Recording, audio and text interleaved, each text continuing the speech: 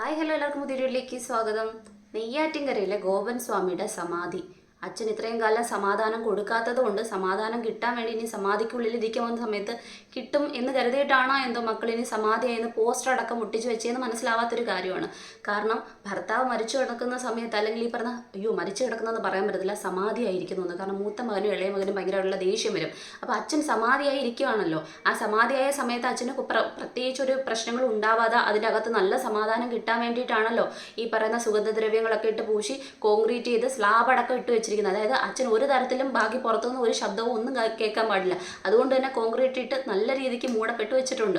ഇനി ഏറ്റവും വലിയ കാര്യം എന്ന് പറയുന്നത് അച്ഛൻ ജീവിച്ചിരുന്ന അവസ്ഥയിൽ ചെയ്തു കൂട്ടിയ ഒരുപാട് കാര്യങ്ങളുണ്ട്, നല്ല പുണ്യപ്രവർത്തികളുണ്ട്. ഇത്രയും പുണ്യപ്രവർത്തികൾ ചെയ്തതിന് ശേഷം സ്വാമിയാകുക എന്നുള്ളത് വലിയൊരു ഉദാത്തമായിട്ടുള്ളൊരു കാര്യമാണ്. കാരണം ഈ സ്വാമി ചെയ്തിരിക്കുന്ന ഏറ്റവും നല്ല പുണ്യപ്രവർത്തികൾ എന്ന് പറയുന്നത് കേട്ട് കഴിഞ്ഞാൽ വട്ടാണോ, കുടുംബത്തിന് മൊത്തത്തിൽ വട്ടാണോ, അതോ കേട്ടുകൊണ്ടിരിക്കുന്ന നമുക്ക് വട്ടാണോ എന്ന് തോന്നിപ്പോകുന്ന തരത്തിലുള്ള കാര്യങ്ങളാണ് ഈ കുടുംബം മൊത്തത്തിൽ പറഞ്ഞുകൊണ്ടിരിക്കുന്നത്. നമുക്ക് കിളി പറന്നു പോകുന്ന കണക്ക് ഈ ചെവി കൂടെയൊക്കെ പുക പോകണമുള്ള കാര്യങ്ങളാണ് കേട്ടുകൊണ്ടിരിക്കുന്നത്. അതായത് ഇവർക്ക് 3 മക്കളായിരുന്നു. അതിൽ മൂത്ത മകൻ നേരത്തെ തന്നെ മരണപ്പെട്ടിരിക്കുന്നു. താമസിച്ചിരുന്ന വീട്ടിലല്ലേ അവിടെ തന്നെ ഈ മകന് വേണ്ടിയിട്ട് സമാധി ഉണ്ടാക്കാൻ. ഇനി മൂത്ത മകനും ഈ പറയുന്ന സ്വാമിയാണെന്ന് ഇനി പറഞ്ഞു വെക്കുമെന്ന് അറിയാൻ പറ്റത്തില്ല. കാരണം ആ വീട്ടിൽ ആര് മരിച്ചു കഴിഞ്ഞാലും എല്ലാവർക്കും സമാധി കെട്ടണമെന്ന് വല്ല നിർബന്ധമുണ്ടോ, അങ്ങനെ വല്ല നിയമമൊക്കെ അനുശാസിക്കുന്നുണ്ടോ എന്ന് അറിയാൻ വയ്യ. അപ്പം എന്തായാലും നാട്ടുകാരെല്ലാം കൂടി ഈ പറയുന്ന അതിനെതിരെ പറഞ്ഞ സമയത്ത് കിടക്കുന്ന വീട്ടിനകത്ത് തന്നെ മോന് വേണ്ടിയിട്ട് ആ പറയുന്ന മോനെ അല്ലെങ്കിൽ അടക്കം ചെയ്തു എന്നാണ് പറയുന്നത്. എങ്ങനെ കഴിയുന്നു എന്തോ. സാധാരണ രീതിക്ക് എൻ്റെ ഒന്നും തൊലിക്കെട്ടി വെച്ചിട്ടില്ലെങ്കിൽ ചിന്ത വെച്ചിട്ടൊന്നും തൊട്ടടുത്ത് തന്നെ ഒരാൾ അടക്കിയിട്ടുണ്ടെങ്കിൽ തന്നെ പേടിയാവുന്ന ഒരാളാണ്.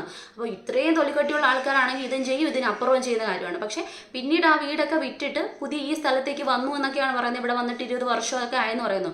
അപ്പോൾ സ്വാഭാവികമായിട്ടും ഇവർക്ക് സമാധി എന്ന് പറയുന്ന ഒരു വാക്കിനോട് വല്ലാത്തൊരു എന്തോ ഒരു പ്രത്യേക ഒരു ഇഴയെടുപ്പം ഉണ്ടെന്നാണ് എനിക്ക് തോന്നുന്നത്. അല്ലെങ്കിൽ ആ വീട്ടിൽ എല്ലാവരെയും സമാധിയാക്കാൻ വേണ്ടി നോക്കിക്കൊണ്ടിരിക്കുമോ. ഇനി എനിക്ക് തോന്നുന്നു, കാരണം അമ്മ പറഞ്ഞുകൊണ്ടിരിക്കുന്ന കാര്യങ്ങളൊക്കെ പലപ്പോഴും മീഡിയയിൽ ഓവറായിട്ട് വരുന്നുണ്ട്. അത് തടയാൻ വേണ്ടി ശ്രമിക്കുന്ന മൂത്ത മകനെ നമുക്ക് കാണാൻ കഴിയുന്നുണ്ട്. എന്നാൽ മൂത്ത മകനാണെങ്കിൽ അതിനേക്കാൾ ഓവറായിട്ടാണ് പോയിക്കൊണ്ടിരിക്കുന്നത്. കാരണം ഒന്നുമില്ലാതെ എവിടെയോ കിടക്കുന്ന മുസ്ലിങ്ങളുടെ നെഞ്ചത്താണ് കയറിക്കൊണ്ടിരിക്കുന്നത് എന്ന് പറയുന്നത്. അച്ഛൻ സമാധിയായതിനും കുറ്റം അവർക്കാണ് കൊടുത്തുകൊണ്ടിരിക്കുന്നത്. അപ്പോൾ ഏത് ലെവലിലാണ് പോയിക്കൊണ്ടിരിക്കുന്നത് അറിയത്തില്ല. ഇനി ഇളയ മകൻ പോറ്റിമോനാണെങ്കിൽ പറഞ്ഞുകൊണ്ടിരിക്കുന്നതെന്ന് പറയുന്നത് ഹിന്ദു ധർമ്മത്തെ വലിച്ചു കീറലാണ് ഇവിടെ ഉള്ള ആൾക്കാർ ചെയ്തിരിക്കുന്നതെന്ന്. പിടിക്കേണ്ടടുത്ത് പിടിക്കാനായിട്ട് കൃത്യമായിട്ട് അറിയുന്ന മോൻ തന്നെയാണ് അവരെന്ന് പറയുന്നത്. അതുകൊണ്ട് മന്ദബുദ്ധി കൂട്ടങ്ങളൊന്നും നമുക്ക് പറയാൻ പറ്റില്ല, ബുദ്ധി കൂടിയ ആൾക്കാരെന്നേ പറയാൻ പറ്റൂ. അമ്മയുടെ ശിവശിവ വിളി കേട്ട് കഴിഞ്ഞാൽ, ഓം ഓം വിളി കേട്ട് കഴിഞ്ഞാൽ ഈ ലോകത്തിലുള്ള ദൈവം വരെ ഇറങ്ങി വരുന്ന രീതിക്കുള്ള വിളിയാണ്. അത്രയും നാടകീയമായിട്ടുള്ള കാര്യങ്ങളാണ്. ക്യാമറ കണ്ണുകളിലൂടെ ഒപ്പിയെടുക്കുന്ന ക്യാമറമാൻ്റെയൊക്കെ അവസ്ഥ ചിരിച്ചിരിച്ച് ചത്ത് കാണും ഒരു പക്ഷേ. ഒന്ന് ആലോചിച്ച് നോക്കിയേ, ഈ അവിടെ പോയി കിടന്നതിന് സമാധിയായി കോൺക്രീറ്റ് ചെയ്തിട്ടുള്ള ആ മനുഷ്യൻ്റെ അടുത്തോട്ട് പോയിട്ട് അവിടെ ചാരി ഇരുന്നുകൊണ്ട് ആ അമ്മ അകത്തോട്ട് നോക്കിയത് വിളിക്കുന്ന കുറച്ച് വിളിയുണ്ട്. ഗോപോ ഗോപോ ഓം ഓമോ എന്നൊക്കെ. ഓം ഓമോ എന്ന് പറയുന്ന സമയത്ത് എനിക്ക് കേട്ടത് ഗോപോ ഗോപോ ഗോപോ എന്നാണ് കേട്ടത്. ഇനി ആ മനുഷ്യൻ ഇറങ്ങി വന്ന് ഇവരെ തല്ലിക്കൊല്ലാതിരുന്നാൽ കൊള്ളാം. അത്രയും നല്ല ആക്ടിംഗ് ആണ്. ഇവർ ഓസ്കാർ ലെവൽ ആക്ടിംഗ് എന്നൊക്കെ പറയത്തില്ല, അതിൻ്റെ അപ്പുറമാണ് ഈ അമ്മച്ചി ചെയ്തുകൊണ്ടിരിക്കുന്നതെന്ന് പറയുന്നത്. 7 പേരെ, ഒരു സ്ത്രീ അടക്കം 7ഓളം പേരെ വെട്ടിയിട്ട് ആ കേസിൽ പിന്നീട് ഒളിവിൽ പോകുന്നു. അതിനുശേഷം എവിടെയൊക്കെ പോയി തീയിട്ട കേസൊക്കെ ഉണ്ടെന്ന് പറയുന്നു. അങ്ങനെ തീയൊക്കെ ഇട്ടതിന് ശേഷം വന്നിട്ടാണ് അണ്ണൻ ചുവട്ട് തൊഴിലാളി ഇരുന്ന അണ്ണൻ പിന്നെ സ്വാമിയായിട്ട് മാറിയത്. എനിക്ക് അറിയാമല്ലാഞ്ഞിട്ട് ചോദിക്കുകയാണ്, ഇവിടെ എന്ത് തരത്തിലുള്ള കേസുകൾ ചെയ്ത് എത്ര വലിയ വെട്ടും കുത്തിലും പെട്ടിട്ടായാലും സ്വാമിയായി ഓമോ പറഞ്ഞു കഴിഞ്ഞാൽ ആ കേസ് അങ്ങ് ഒഴുകി പോകുമെന്നുള്ള കാര്യം എനിക്കറിയാത്തത്. കാരണം 7 വരെ വെട്ടിയ ഒരാൾ എങ്ങനെ ഇവിടെ ഇറങ്ങി നടക്കുന്നുള്ള കാര്യം ഒരു പിടി കിട്ടാത്തൊരു കാര്യമാണ്. അതോ ജീവിച്ചിരുന്ന കാലത്ത് ചെയ്തു പോയി ഇത്രയും വലിയ പുണ്യപ്രവൃത്തികളുടെ പരിഹാരം എന്നോളാണോ ഈ പറയുന്ന അമ്പലം കെട്ടി വെച്ചിരിക്കുന്നതെന്നാ. ഇപ്പം എൻ്റെ ഏറ്റവും വലിയ സംശയം എന്തെന്ന് ചോദിച്ചു കഴിഞ്ഞാൽ, അമ്പലം ആകുമ്പോഴത്തേക്ക് ഈ പറയുന്ന കുഴിക്കാനൊന്നും പറ്റത്തില്ലല്ലോ. കാരണം അത് മതവുമായി ബന്ധപ്പെട്ടതാണ്, വിശ്വാസവുമായി ബന്ധപ്പെട്ടതാണ്. ഇനി അതിൻ്റെ ഇടയിൽ എത്ര പേരുടെ സമാധി ഉണ്ടെന്നാണ് എൻ്റെ സംശയം എന്ന് പറയുന്നത്. കാരണം അതിനകത്ത് കയറി ഒന്നും ചെയ്യാൻ പറ്റത്തില്ലല്ലോ. ഈ സമാധിയെ തുറക്കാൻ വേണ്ടിയിട്ട് ഈ മക്കൾ സമ്മതിക്കുന്നില്ല. അപ്പം പിന്നെ അമ്പലം തുറക്കാൻ സമ്മതിക്കുമോ? അമ്പലം എന്നൊക്കെ പറയുമ്പോൾ അത്രയും വിശ്വാസങ്ങളുടെ ഭാഗത്തല്ലേ ഇത് മൊത്തത്തിൽ. കാരണം 3-4 വർഷങ്ങളായിട്ട് അവിടെയുള്ള ആൾക്കാർ പറയുകയാണ് അമ്പലം പൂട്ടിയിട്ട് അവർക്ക് വേണ്ടി മാത്രം കാണാനും പൂജിക്കാനും ഉള്ളതാണ്.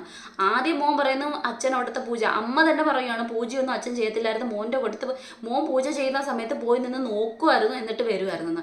എന്നാൽ ഇളയ മോൻ പോറ്റിമോൻ പറയുകയാണ് ഇല്ല, സമാധി ആവുന്നതിൻ്റെ അന്നത്തെ ദിവസം അച്ഛനാണ് പൂജ നടത്തി, അച്ഛൻ പൂജ നടത്തിയിട്ട് വന്നിട്ട് BP ഈ പറയുന്ന പ്രഷറിൻ്റെയൊക്കെ ഗുളിക കഴിച്ചിട്ട് പോയിരുന്ന് സമാധിയായെന്ന്. എന്തിനായാലും അച്ഛൻ സമാധിയായെന്ന് പറയുന്നുണ്ട്. ഇപ്പം കുറേ ആൾക്കാർ പറയുന്നുണ്ട് ഈ സമാധിയാക്കപ്പെട്ട സ്ഥലത്തിനെ തുറന്നു നോക്കുന്ന സമയത്ത് സമാധി ആയെന്ന് പറയുന്ന ഗോപൻ സ്വാമി ഇനി എത്ര വർഷങ്ങൾക്ക് മുമ്പ് സമാധിയായോ എന്തോ. കാരണം നോക്കി നോക്കി മടുത്ത് അവർക്ക് സമാധാനം നഷ്ടപ്പെട്ട് ഒരു പക്ഷേ അതിന് മുന്നേ അടിച്ചു കൊന്ന് സമാധിയാക്കിയൊന്നും അറിയത്തില്ല. കാരണം വീട്ടിൻ്റെ അകത്തൊക്കെ മൂടി ഇങ്ങനെ ജീവിക്കുന്നത് അവർക്കൊരു ശീലമായതുകൊണ്ട് തന്നെ പറയാൻ പറ്റത്തില്ല. ഇപ്പം അവർ കഴിയുന്നതിൻ്റെ അടിയിൽ പോലും ആ നമ്മുടെ ദൃശ്യ മോഡൽ എന്നൊക്കെ പറയാൻ പറ്റത്തില്ലേ. പക്ഷെ അതിൽ പോലും അവർ പോലീസ് സ്റ്റേഷനിലല്ലേ കൊണ്ടിട്ടത്, ഏതോ ആൾക്കാരുടെ മണ്ടയ്ക്കാണ് കൊണ്ടിട്ടത്, സ്വന്തം വീട്ടിലൊന്നും കുഴിച്ചിട്ടില്ലല്ലോ. ഇത് അത്രയും നല്ല ഭയങ്കരമായിട്ട് തൊലിക്കെട്ടി മനക്കെട്ടിയുള്ള ആൾക്കാരാണ് അവിടെ കഴിയുന്നതെന്ന് പറയുന്നത്. സമ്മതിക്കണം. മരുമോളാണെങ്കിൽ അതിനെ കഴിഞ്ഞ വെച്ചാൽ ആരെങ്കിലും ഒരാളെങ്കിലും ആ വീട്ടിൽ ഇച്ചിരി ബുദ്ധിയും ബോധമുള്ളത് അല്ലെങ്കിൽ ബോധമുള്ളത് കാണുമെന്ന് വെച്ചാൽ അത് അതിനേക്കാൾ അഭിനയമാണ് കാഴ്ചവെച്ചുകൊണ്ടിരിക്കുന്നത്. ഇനി പുറത്തുനിന്നുള്ള കുറേ ആൾക്കാർ പറയുന്നു ഒന്നും നല്ല കെട്ടിയിരിക്കുന്ന മൊത്തം അതിൽ കൂടുതൽ കെട്ടിയിട്ടുണ്ടെന്നൊക്കെ പറയുന്നു. അതിൽ പൊരുത്തം അതും ഇതൊക്കെ നോക്കിയിട്ട് കൊണ്ട് കളഞ്ഞെന്ന് പറയുന്നു. വിശ്വാസം എന്നൊക്കെ പറയുന്നത് എൻ്റെ അതിതീവ്രത ഘട്ടത്തിലേക്കൊക്കെ പോയിട്ട് അതിവിശ്വാസം എന്നൊക്കെ പറയത്തില്ല, അന്ധവിശ്വാസം, അതിലേക്ക് പോയിക്കൊണ്ടിരിക്കുന്ന ഒരു കൂട്ടം ആൾക്കാരാണ് കണ്ടുകൊണ്ടിരിക്കുന്നതെന്ന് പറയുന്നത്. അതായത് നെയ്യാറ്റിൻകര എന്ന് പറയുന്ന ഒരു സ്ഥലത്തെ കൃത്യമായിട്ട് ഇവിടെ ചരിത്രത്തെ മിക്കവാറും അടയാളപ്പെടുത്തുന്ന തലത്തിലേക്കാവും. കാരണം അത്രയും വലിയ സമാധി ആയിക്കൊണ്ടിരിക്കുന്ന നോർത്ത് ഇന്ത്യയിൽ നിന്ന് ഒരു ആൾക്കാർ വരുമെന്നുള്ളതാണ് സംശയം എന്ന് പറയുന്നത്. കാരണം കുംഭമേള നടന്നുകൊണ്ടിരിക്കുന്ന അല്ലെങ്കിൽ അവിടെ നിന്നുള്ള ആൾക്കാർ വേണമെങ്കിൽ വന്നിട്ട്, കാരണം ഉപയോഗിച്ചിരിക്കുന്നത് വിശ്വാസത്തെയാണല്ലോ. സ്വാമി വര്യന്മാരെന്ന് പറയുന്ന പേര് കൃത്യമായിട്ട് മോനെടുത്ത് പ്രയോഗിക്കുന്നുണ്ട്. കാരണം ആരെയൊക്കെ എവിടെയൊക്കെ കൊള്ളിക്കാം, ആരെയൊക്കെ കൃത്യമായിട്ട് ഈ പറഞ്ഞ മൂട്ടിൽ പടക്കം പൊട്ടിച്ചിട്ട് അവരെ എണീപ്പിക്കാൻ നോക്കുമല്ലോ, ആ പരിപാടിയാണ് മൂത്ത മോനും ഇളയ മോനും കൂടെ ഈ ക്യാമറയ്ക്ക് മുന്നിൽ കിടന്ന് കാണിച്ചുകൊണ്ടിരിക്കുന്നതെന്ന് പറയുന്നത്. ഇവിടെ എന്തായാലും ഉറപ്പായിട്ടും ഒന്നീ അച്ഛനെ ഈ പറയുന്ന ആൾക്ക് എന്തോ ചെയ്ത് ഇതിന് മുന്നേ കളഞ്ഞിട്ടുണ്ട്. കാരണം നേരത്തെ പറഞ്ഞതുപോലെ, അല്ലെങ്കിൽ അതിനകത്ത് ഈ പറയുന്ന ഗോപസ്വാമി ഉണ്ടാവത്തില്ല. പിന്നെ ഉറപ്പായിട്ട് നമുക്കറിയാവുന്ന കാര്യമില്ല, ഈ സമാധി എന്നൊക്കെ എൻ്റെ ഒരു വിശ്വാസം എന്ന് പറഞ്ഞാൽ ഇരുന്നിട്ടല്ലേ സമാധിയാവുന്നതെന്ന് പറയുന്നത്. അപ്പോൾ അതുകൂടെ ചെയ്തെന്നാണ് പറയുന്നത്. ഇനി കിടക്കി വല്ലതും ആണെങ്കിൽ തലയ്ക്ക് വല്ല മുറിവുണ്ടെന്നുണ്ടെങ്കിൽ സ്വാഭാവികമായിട്ട് ഇവർ മൊത്തത്തിൽ പോലീസ് സ്റ്റേഷനിൽ പോയി സമാധിയാവേണ്ടി വരും. അപ്പം അതുകൊണ്ട് തന്നെ അത് തുറക്കാതിരിക്കാനുള്ള കാര്യങ്ങളായിരിക്കണമല്ലോ ചെയ്യാനുള്ളത്. ഇന്നലെ വരെയുള്ള കാര്യങ്ങൾ നമുക്കറിയാം, ഭയങ്കരമായിട്ടുള്ള അതിൽ എവിടുന്നൊക്കെയോ വന്ന കുറേ അണ്ണന്മാർ വന്നിരുന്ന മുന്നിൽ ഭയങ്കരമായിട്ടുള്ള പ്രവർത്തനം കളക്ടറുടെ മുന്നിൽ വരെ കാഴ്ചവെക്കുന്ന കാണാൻ പറ്റുന്നുണ്ട്. എന്തിനോ എന്തോ ഹിന്ദുക്കളെ മൊത്തത്തിൽ പറയിപ്പിക്കാൻ വേണ്ടിയിരിക്കുകയാണ്. സമാധി എന്നൊക്കെ പറയുന്ന ഒരു കാര്യം മുന്നേ ഉണ്ടായിരുന്നൊക്കെ കാര്യങ്ങൾ തന്നെയാണ്. പക്ഷെ ഇതിനകത്ത് നമ്മളിപ്പോൾ ഒരു കാര്യം പറയുന്ന സമയത്ത് ഒരു കുടുംബത്തിലുള്ള ആൾക്കാരാകുമ്പോഴത്തേക്കും അവർക്ക് എല്ലാ കാര്യങ്ങളും ഒരുപോലെ തന്നെ പറയണ്ടേ. ഇത് മൂത്ത മോൻ പറയുന്നതൊന്ന്, ഇളയ മോൻ പറയുന്നതൊന്ന്, അമ്മച്ചി പിന്നെ പറയുന്നത് എന്തെന്ന് പോലും അറിയത്തില്ല. കാരണം അമ്മച്ചി പറയുന്നത് അമ്മച്ചി കരയുന്ന സമയത്ത് ഇളയ മോൻ ചെല്ലക്കിളി കരയാതിരിക്കുന്ന ഈ ചെല്ലക്കിളി എനിക്കറിയത്തില്ല ഏത് അമ്മേനെയാണ് മക്കള് കരയുന്ന സമയത്ത് ചെല്ലക്കിളി കരയാതിരിക്കുന്നതെന്നൊക്കെ പറയുമെന്ന് എനിക്കറിയത്തില്ല. അത്രയും വലിയ ചാർലി ചാപ്ലിൻ്റെ കോമഡി കേട്ടാൽ പോലും ഇത്ര ചിരി വരത്തില്ല. അത്രയും ചിരിയാണ് അമ്മച്ചിയുടെ ഡയലോഗുകൾ കേട്ടാൽ വരുന്നതെന്ന് പറയുന്നത്. ആക്ഷൻസ് കണ്ടു കഴിഞ്ഞാൽ അതിനേക്കാഴി നമ്മുടെ കിളി പോണ രീതിക്കാണ്. അപ്പോൾ എന്തായാലും ഇനി കോടതിയായിട്ട് മുന്നോട്ട് പോയി ഈ പറയുന്ന കണക്ക് സമാധി പൊളിക്കരുത് എന്ന് പറഞ്ഞിട്ടുള്ള കാര്യങ്ങൾ കുടുംബം മുന്നോട്ട് പോകുമെന്ന് പറയുന്നുണ്ട്. പക്ഷെ നമുക്കൊക്കെ അറിയാവുന്ന കാര്യമാണ്, ഈ പറഞ്ഞ രാഷ്ട്രീയ പ്രവർത്തകനായിട്ടുള്ള ലോറൻസ് എന്ന് പറയുന്ന വ്യക്തി മരണപ്പെട്ട സമയത്തുള്ള കേസ് ഇപ്പോഴും നടന്നുകൊണ്ടിരിക്കുകയാണ്. ഒരു മകനായിട്ടുള്ള വ്യക്തി പറയുന്നു അച്ഛൻ നേരത്തെ കൂട്ടി പറഞ്ഞിട്ടുണ്ടായിരുന്നു ബോഡി ഈ പറയുന്ന മെഡിക്കൽ സ്റ്റുഡൻസിനെ വിട്ടു നൽകണമെന്ന്. പക്ഷെ മകള് ആദ്യമൊക്കെ സമ്മതിച്ചിരുന്നു, 2 മക്കളും പിന്നെ 2 പെൺമക്കളും കൂടെ പിന്നെ വന്നിട്ട് പറയുന്നതെന്ന് പറയുന്നത് ഒരാൾക്ക് സപ്പോർട്ട് ഇട്ട് പിന്നീടാണ് ഒരു മകൾ വരുന്നത്.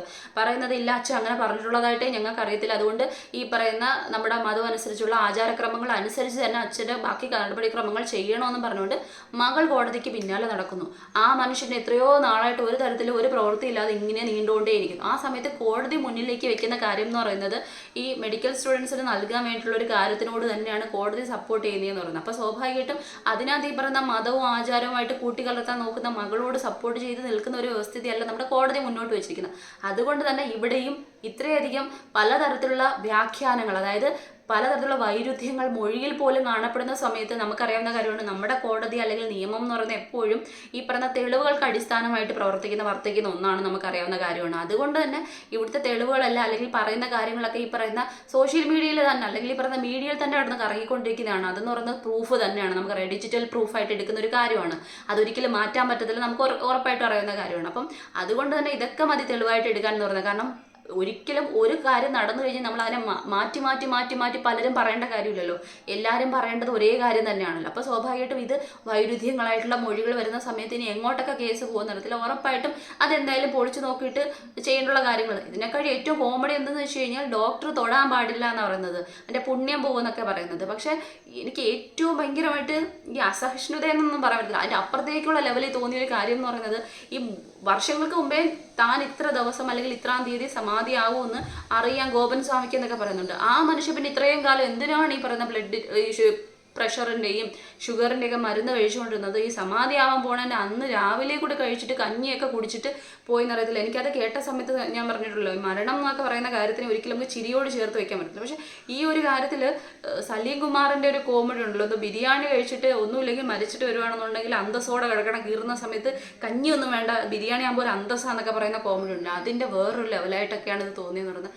എന്തായാലും ഒരു വല്ലാത്ത ഗോപൻ സ്വാമിയും സമാധിയും മക്കളുമാണ് ഇതിനകത്ത് കാണാൻ പറ്റുന്നതെന്ന് പറഞ്ഞാൽ നമ്മൾ പറയത്തില്ലേ, ഗോപൻ സ്വാമി സ്ട്രോങ് ആണ്, മക്കൾ ഡബിൾ സ്ട്രോങ് ആണ്, അമ്മച്ചി ട്രിപ്പിൾ സ്ട്രോങ് ആണെന്ന് പറയാൻ പറ്റും. അങ്ങനൊരു കാര്യമുണ്ട്. പക്ഷെ നാട്ടുകാർ അതിനേക്കാളും സ്ട്രോങ് ആയിട്ട് നിൽക്കുന്നുണ്ട്. ഇത് എന്താവുമെന്നൊരു പിടിയുമില്ല.